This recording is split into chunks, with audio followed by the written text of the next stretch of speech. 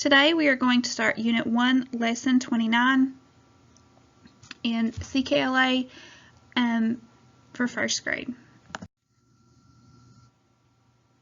Our standards, we're going to use common, proper, and possessive nouns, and we're going to use one-syllable words with common consonant spelling patterns, digraphs, double letters, and initial and final consonant blends.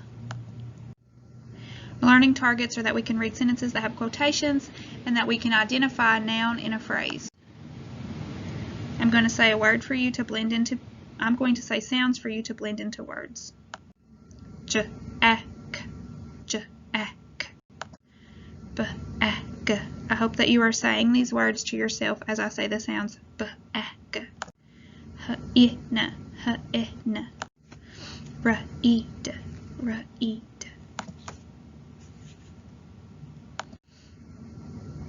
We're going to learn 2 new tricky words today.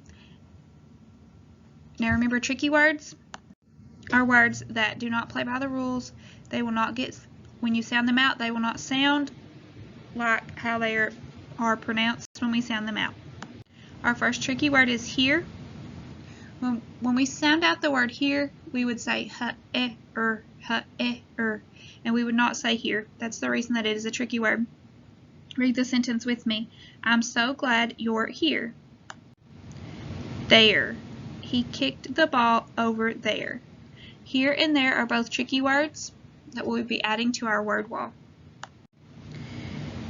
We have a special punctuation marks that we use when we want to indicate a person's exact words. Those marks are called quotation marks. Everyone say quotation marks, and these are what quotation marks look like. Let's read the sentence together. Did Mom get lunch? The exact words that were said were, did Mom get lunch? We see our quotation marks at the beginning, and we see our quotation marks at the end, after our punctuation mark, which for this sentence is a question mark. The quotation marks mean that these are the person's exact words.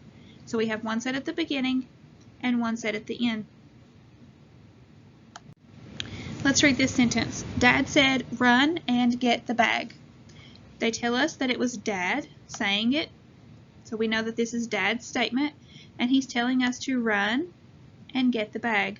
And we know that's exactly what he said because we have quotation marks at the beginning and at the end of the sentence. Now let's read this sentence. Mom says, scrub that tub. We have our quotation marks here, and we have our quotation marks here. We also know that Mom said this sentence with a lot of feeling because we have an exclamation point. So maybe Mom really wants you to scrub the tub. She's very upset that you haven't done it yet. We're also going to talk about nouns today. We've been learning about nouns. What is a noun? We already know that a noun is a person, place, thing, or animal. And they're the identifying part of our sentence. So the first one we're going to do is that it names a person. Repeat after me. Bob runs. Which word in Bob runs is the noun? If you chose Bob, you are correct.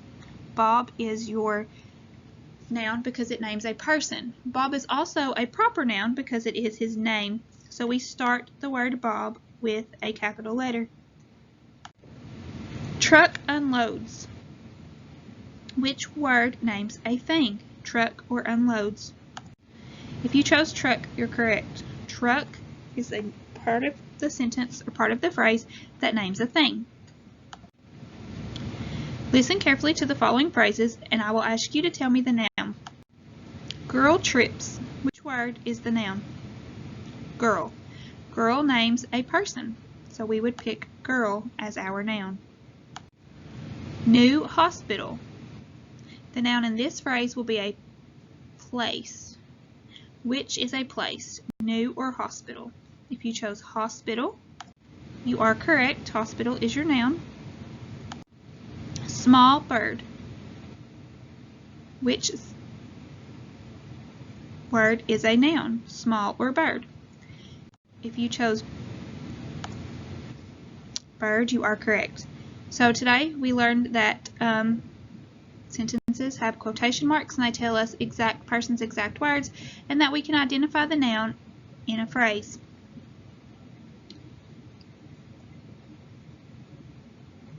I will be giving an extra worksheet for you all to be able to identify your nouns.